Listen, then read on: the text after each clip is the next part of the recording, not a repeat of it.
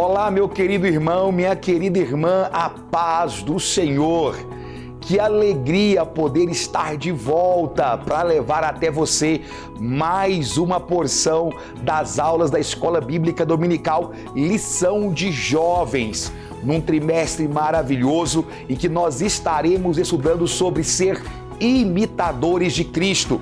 Uma lição comentada pelo professor Tiago Brasil. Nós estamos falando aqui dos estúdios da ADMP TV, a TV online da Assembleia de Deus Missão aos Povos, aqui em Uberlândia, Minas Gerais. E é uma alegria estar com você mais uma vez. Semanalmente você terá aqui eu ou o professor Tiago Mana, que está levando até você lições preciosas acerca dessa revista e dos seus ensinamentos. Eu tenho certeza que essa lição irá ajudar a você, aluno, aluna, professor, professora e superintendente, a se aprofundar cada vez mais nessa revista que está simplesmente imperdível. Que saudade que eu estava de dizer isso. Bem-vindo e bem-vinda! O programa Escola Bíblica Dominical está de volta e está no ar.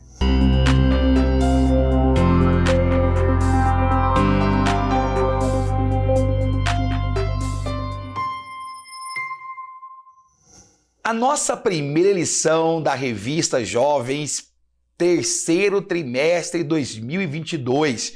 Como o tempo está passando rápido, tem como título Morrer para viver, abrindo mão do eu para seguir a Cristo. Esta palavra ela é maravilhosa e nós vamos meditar sobre ela hoje.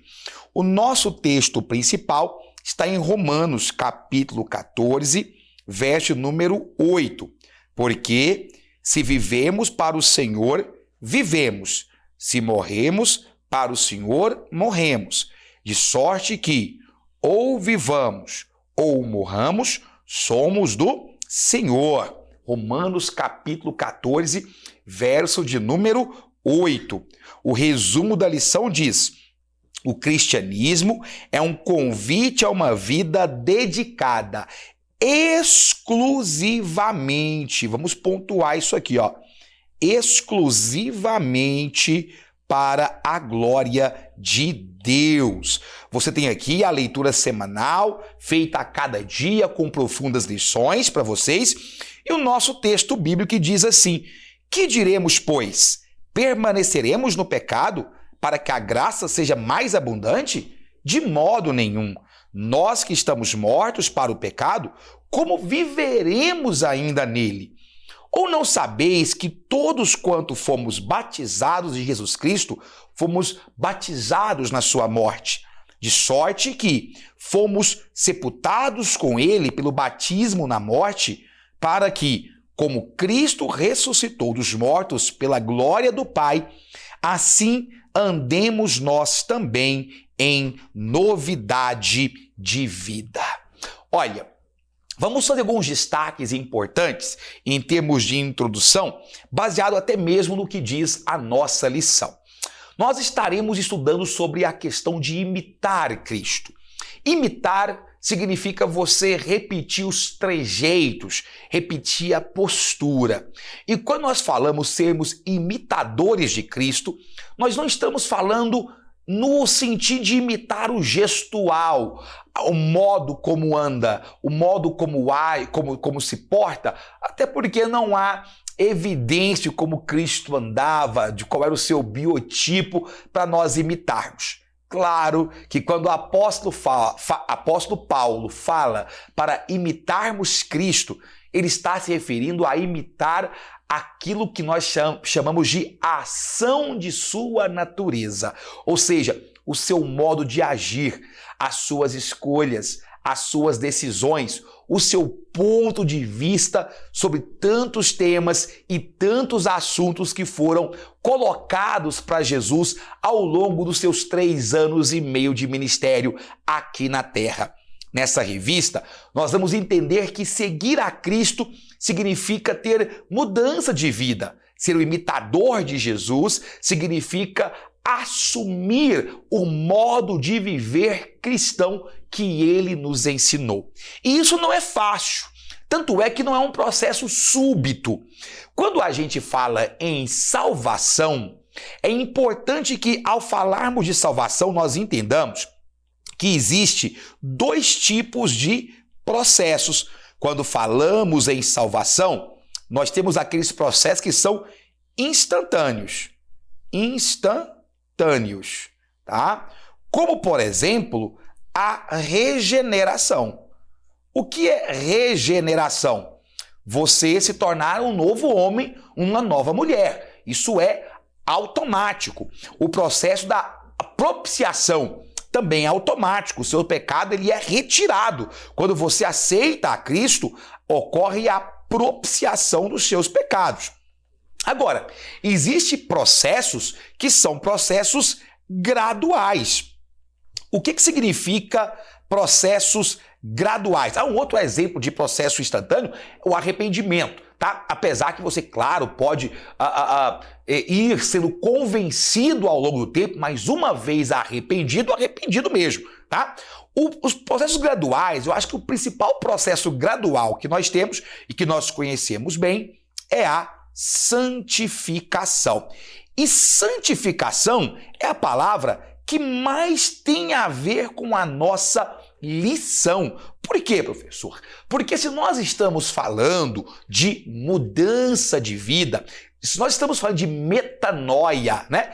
Conversão, mudar o seu ato, voltar para o outro lado, nós estamos falando de viver o padrão de Deus. E o padrão de vida de Deus é um padrão de santidade, é um padrão de exclusividade para Deus. Portanto, nós estamos em um processo gradual. É lógico que existem dois tipos de processo de santificação.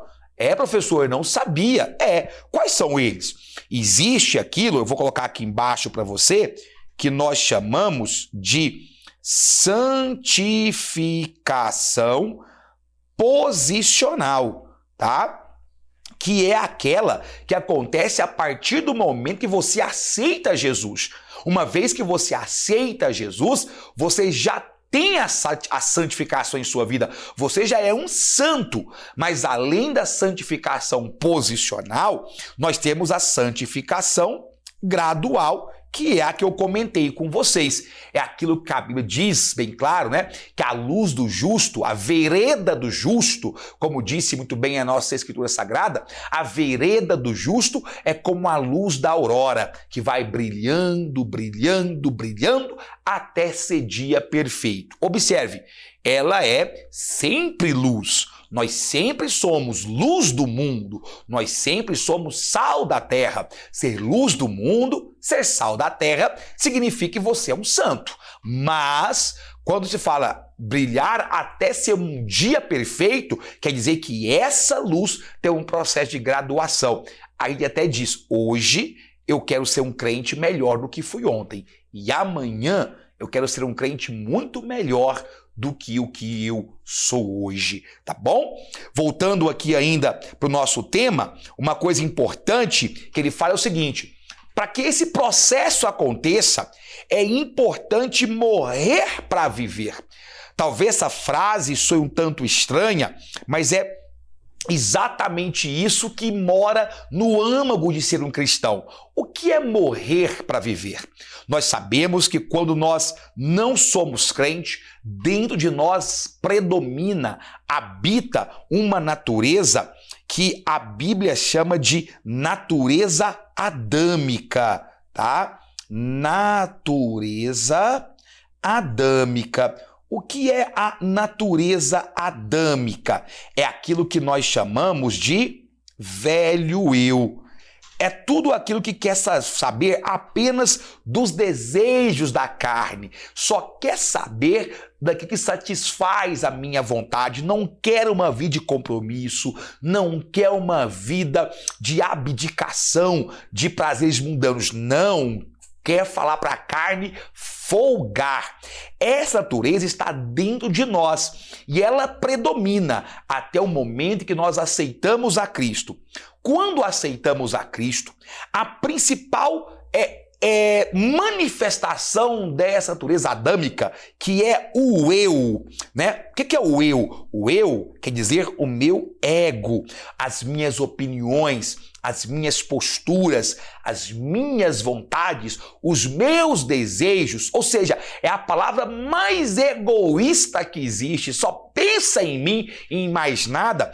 Ele morre. Ele morre de que maneira? Ele morre quando Cristo nos cobre, nos lavando com o seu sangue.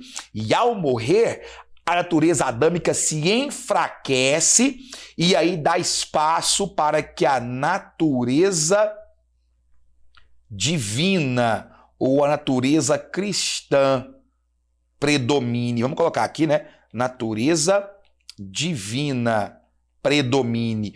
Bom, um exemplo clássico que a Bíblia dá, o próprio Mestre Jesus nos dá esse exemplo da oliveira verdadeira que é enxertada em nós. Não é? Ser enxertado quer dizer, antes nós éramos árvores que não dava bons frutos, ou que nem fruto dava. Porque quem predominava? Ah, professor, eu sei, você falou, predominava o meu eu, predominava as minhas vontades. Mas agora não mais. Dentro de mim predomina o viver de Cristo. Dentro de mim predomina o querer de Deus. É por isso que nessa mesma passagem o apóstolo Paulo diz assim: não sou eu que vivo mais, mas Cristo quem vive em mim. Esse velho homem não existe mais, não habita mais com força. Ele está aqui, ele tenta vez ou outra aparecer, mas eu estou alimentando a minha natureza espiritual. Eu estou amortecendo o meu ego. E por que é importante entendermos isso de forma clara? Porque morrer, e aí você vê isso muito claramente no tópico de número 2, porque no tópico 1 ele fala sobre essa iniciativa, mas aqui no tópico 2 ele está bem claramente falando, a queda do jugo da morte, a queda do jugo da morte. Veja, por que morrer para viver? Quando o homem peca, lá no Jardim do Éden, Gênesis capítulo 2, capítulo 3, traz o desfecho triste dessa saga criadora. Você vai ver que uma das coisas que o homem recebe em paga pelo seu pecado é a morte. Não é? A morte vem sobre o mundo. E quando a morte vem, isso cumpre uma própria palavra, vem para reforçar a própria palavra que está em Romanos capítulo 6, versículo 23, que é uma palavra extremamente conhecida. Porque o salário, completa, vai, do pecado é o salário do pecado é a morte. Mas o quê? O dom gratuito de Deus. O que é o dom gratuito de Deus? O dom gratuito de Deus é a vida eterna. Então, nós temos que ser livres para nós não estarmos mortos espiritualmente. Então, o que significa a expressão, e talvez a grande expressão tópico 2, morrer para viver? Significa o seguinte: morrer para o pecado e viver para Deus. Por quê? Porque é daí que vem o dom gratuito, que é a vida eterna, tá bom? É nesse dia que Paulo afirma que o último inimigo a ser vencido, a morte foi o último inimigo a ser aniquilado por Cristo. E aí é justamente por isso que nós não temos mais medo. É interessante porque morrer para viver, morro para o pecado, mas renasço para Deus, ganho vida e vida abundante. E eu torno escravos de Cristo. Mas não é um escravo qualquer, pode parecer uma expressão forte. Alguém pode olhar para essa expressão e dizer assim: mas professor, como assim escravos de Cristo? Escravo não faz a sua vontade. Mas vamos lá. A palavra que nós temos aqui do grego não é uma palavra para um escravo que não tem a sua vontade. Doulos, que é a palavra servo que aparece aqui, tá? A palavra servo que nós temos aqui é no sentido voluntário. Existe uma expressão que é o servo de orelha furada. Eu vou explicar melhor para você. Na sociedade romana, quando um escravo ele cumpriu um certo papel, o seu senhor decidia alforriá-lo, dar a ele liberdade, ele ganhava uma carta, que era uma carta de alforria, que inclusive aconteceu no Brasil também, dizendo, olha, ele não é um escravo, ele é um homem livre.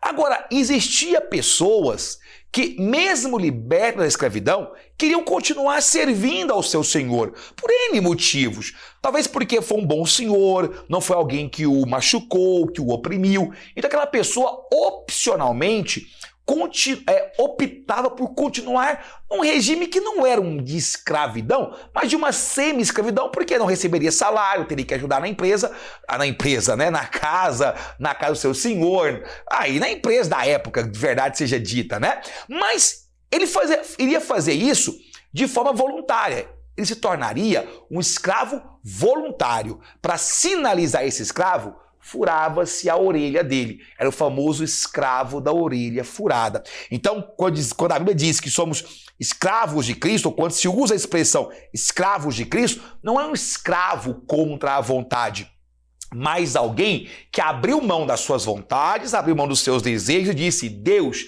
eu vou te servir, independente do que acontecer. Independente se o meu desejo vai ser satisfeito ou não, se o meu pedido vai ser atendido ou não, se eu ficar rico, pobre, com saúde ou não, eu vou fazer a tua vontade, eu serei teu servo. E nesse momento, nós somos o escravo da orelha furada. Nós voluntariamente servimos ao nosso Deus. E o detalhe, é por isso que nós não temos mais medo. É por isso que nós não temos mais temor. E é justamente isso que deve ficar claro aqui no tópico 1. Livres do pecado, mas escravos de Cristo. Glória a Deus. Aqui o nosso tópico 3 diz assim, já posso viver, pois nasci de novo. Aqui é interessante porque o que significa a expressão nascer de novo? Foi uma pergunta que o próprio fariseu Nicodemos fez para Cristo. O grande mestre Nicodemos não sabia explicar o que significava novo nascimento. Eu já falei aqui para vocês algumas dessas partes, né, do que significa novo nascimento. Novo nascimento significa, é uma continuação do item 2, é aquela expressão verdadeira. Olha, eu sou uma nova pessoa, nasce um novo eu, surge um novo eu, uma nova vida. E como é que eu posso afirmar isso? Se eu nasci de novo, eu tenho que viver uma nova expressão desse nascimento. Eu vivo uma nova expressão dessa vida. A nossa revista traz aqui no tópico 1, Paulo é bastante claro ao afirmar que o reconhecimento do sacrifício vicário por nós é fundamental para o estabelecimento de uma vida cristã genuína. Veja, o salário do pecado é a morte. Havia uma cédula ali que possuía o registro de nossos pecados, dizia qual é o salário para isso aqui, qual é o pagamento de Jezrael. Ele tem que morrer. Mas Jesus veio e morreu em meu lugar. E quando eu reconheço isso, sacrifício vicário é isso, sacrifício vicário é sacrifício de substituição, é o sacrifício perfeito. Quando eu reconheço que Cristo morreu por mim, eu passo a ter uma vida voltada para Ele. E por que isso acontece? Porque eu passo a valorizar a cruz. Esta é a palavra, essa é a expressão-chave. Valorizar a cruz. Dar ênfase de que hoje nós não estamos mais mortos em nossos delitos e pecados. Olha, Romanos começa traçando um quadro trágico. Romanos começa traçando um quadro muito triste da raça humana. Ele diz assim, ó: porque todos pecaram e destituídos estão da glória de Deus. Ninguém escapa do pecado. Ninguém escapa dos grilhões do pecado. Mas quando olhamos para a cruz, nós enxergamos nela a nossa vitória. Nós vamos estar mortos para o pecado, mas vitória é triunfo, e morte para o pecado, a nossa vitória declara que nós estamos triunfantemente vivos para o Senhor Jesus. E o que isso significa? O que significa estar vivo com o Senhor Jesus? Significa que a nossa conduta, a nossa postura, agora não está mais alinhada com os credos e valores que Jezrael acha que é certo. Não está mais alinhado com credos e valores que Antônio, Maria, João acha que é certo. Não. Agora nós estamos alinhados com a vontade de Deus, com o caráter de Deus, revelado no coração de todo aquele que nasceu de novo. Estamos alinhados com o discurso de Cristo. É impossível alguém dizer, eu nasci de novo, e continuar nas mesmas práticas pecaminosas. É impossível alguém dizer assim, eu nasci, eu estou vivo espiritualmente, mas viver em pecado. Mas, irmão de Israel, quer dizer que eu nunca mais vou pecar? Quer dizer que eu nunca mais vou errar? Não. O sacrifício de Cristo, ele traz fim ao império do pecado. Você já se perguntou o que é império do pecado? Império era um sistema de governo em que o homem regia uma nação com vara de ferro. Ele era não apenas rei, como era também um semideus, um deus para quem servia eles. Então, quando o pecado está em nós, quando vivemos em pecado, estar no império do pecado quer dizer que nós não conseguimos fazer outra coisa que não seja pecar. Quem manda em nossa vida, o nosso estilo de viver, de vestir, de falar, de pensar, é puramente pecaminoso. Mas quando aceitamos a Cristo, estamos sujeitos a falhas. Até falhamos, na verdade. Até erramos, mas nós não temos mais isso como modo de vida. Cometemos um ato, podemos até cair, o cair é do homem, mas nós levantamos debaixo da ação de Deus e dizemos, nós não estamos debaixo do jugo do pecado. Eu não vivo pelo pecado. Eu posso falhar? Posso. Eu posso errar? Posso, mas não vou continuar no erro, não vou viver no erro, não vou compactuar no erro, não vou ter o erro, o pecado, como estilo de vida. Por quê? Porque o poderoso amor, a imensa graça e a forte misericórdia de Cristo nos alcançou e nos vivificou, nos transformando para uma nova esperança, tá? Num reino não terreno, mas um reino de glória, que é o que diz aqui o nosso tópico 3. Glória a Deus. Sabe o que é mais interessante? O mais interessante é quando isso acontece, quando o império da morte é quebrado, quando o velho eu morre, acontece o processo da reconciliação. Reconciliação entre quem? Entre Deus e o homem. Paulo tinha um nome muito bonito, uma expressão muito bonita para isso. Paulo chamava isso de o escândalo da cruz. Escândalo da cruz. Por quê? Porque para os fariseus, para os saduceus, era difícil imaginar um Deus tão grande, tão poderoso, querendo reconciliar o homem por meio de um sacrifício, de um sangue derramado. Não queriam reconhecer, se escandalizavam com isso. Mas é para isso mesmo que Jesus veio à Terra, para restabelecer a comunhão entre Deus e o homem. E é nesse sentido que nós seremos imitadores de Cristo. Porque uma vez que se estabelece uma nova ponte entre Deus e o homem, uma vez que se estabelece uma nova conjuntura entre Deus e o homem, agora temos uma nova vida consagrada ao Espírito Santo. E agora? Agora nós vamos viver como Paulo mesmo diz em Romanos capítulo 12.